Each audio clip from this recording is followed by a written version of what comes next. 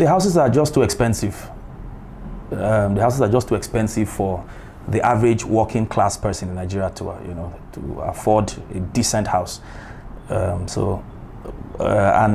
the reason it is so, there are quite a number of them. It's not just one reason. Like I mentioned earlier, we may need to revisit our Land Use Act. It's very important we look at our Land Use Act and we examine those areas that constrict, access to land.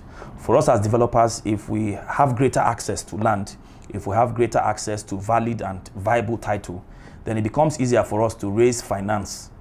Because at the end of the day, somebody's going to have to pay for the house. Somebody's going to pay for it to, be produced and then eventually get into the hands of the person that will live there, and so on. So we need to revisit the Land Use Act. We need to undo those constrictions that make it harder for us to gain access to viable and valid title. In doing so, we're going to make it easier for developers to access finance.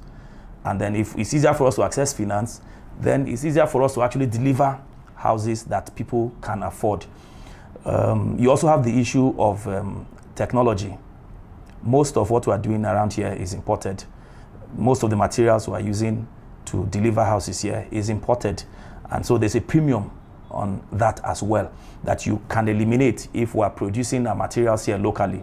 Our steel industry, for instance, is somewhat we need to look at. We need to work on our local steel industry. If we're producing all the steel or most of the steel that we require, that is going to go a long way in lowering the overall cost of delivering buildings. And then of course it will be cheaper when you have to transfer that to the homeowner. I've also personally advocated for increased investment in research and development when it comes to building materials. I believe that locally we have very good building materials that if we invest more in developing such, then we can come up with homemade building technology that is affordable, that is domesticated, that we have easier access to. At the end of the day, they still meet global standards and requirements, but then our people have access to decent accommodation.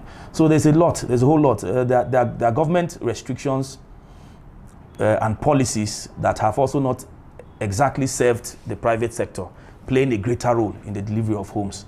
So, these and so many other factors have contributed to keeping us where we have been in terms of bridging the housing deficit. And I'm sure if we make it a priority, if government begins to do what she needs to do, then we'll be moving a lot closer towards bridging that gap.